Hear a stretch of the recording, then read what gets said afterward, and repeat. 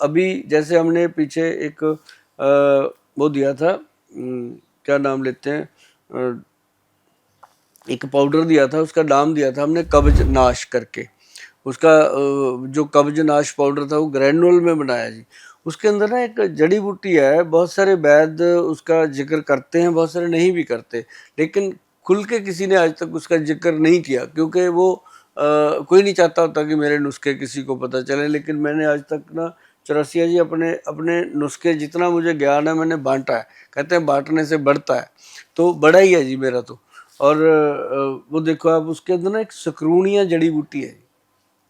सकरूनिया ये बहुत कॉस्टली जड़ी बूटी है, ये इतनी सी लेनी होती है मटर के दाने जितनी।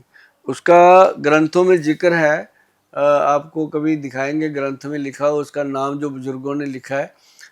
उसका ना मोदक बनता है जी, ऐसे लड्डू टाइप मोदक, पूरी दवाई का। तो उसका नाम दिया नजरबट्टू। वो उसका नाम ही रखा हुआ है नजरबट्टू की, ये पेट की नज़र उतारता है।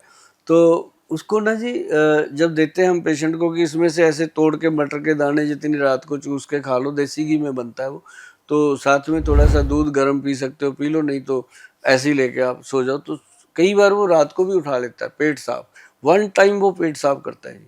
और जिनको दिया, किसी ने 3 महीने खाया, किसी ने 4 महीने खाया, उनकी परमानेंट ये प्रॉब्लम ठीक हुई। ये एक ऐसी जड़ी बूटी का नाम मैंने इसलिए लिया कि जिस भी आदमी को समझ आ गई वो ले सकता है इसको अपने घर में, पंसारियों से मिल जाती है अक्सर। ठीक बात। अब मुझे आपसे ये समझना चाहूंगा कि आपने बताया क्या लेना चाहिए, क्या नहीं लेना चाहिए, अनुशासन, डिसिप्लिन किस तरीके का होना चाहिए, क्योंकि कब्ज एक शाश्वत समस्या है, कॉन्स्टिपेशन एक शाश्वत समस्या है। लोग तो वो फिल्म का गाना भी बताते हैं कि कॉन्स्टिपेशन को डिफाइन करना होगा तो कौन सा गाना होगा, जुदा होके भी तू मुझ में कहीं बाकी है। मतलब मजाक मजाक में लोग कहते हैं ये एक तरह का जोक है कभी कब्ज के आती बारे में। नहीं, कभी आती हाँ, है। एक एक गाना था संजय कपूर का, अच्छा, आती नहीं, तो उसका जोक ही बन गया था। वो गाने का मीनिंग था, वो क्या? अपनी प्रेमिका को ढूंढता था, लोग बोलते हैं मुझे पॉटी नहीं आती, मैं क्या करूं। तो वो गाने का बड़ा मजाक भी बना था। ये 90s की बात मैं आपको बता रहा हूँ। अक्सर ना ये है प्रॉब्लम, देश की प्रॉब्लम है ये, मतलब कि अपने पूरे देश की प्रॉब्लम है कब्ज की। इसके ऊपर हमने कितना ही लोगों को प्रचार किया है, बहुत लोग लग गए हैं खीरा खूरा खा के, सैलड खा के सुबह सुबह सेट हो रहे हैं।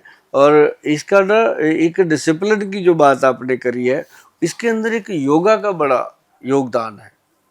योग आसन है जी एक, जिसको हम कहते हैं कपाल भाती, और एक है अनुलोम विलोम और हवा भरना।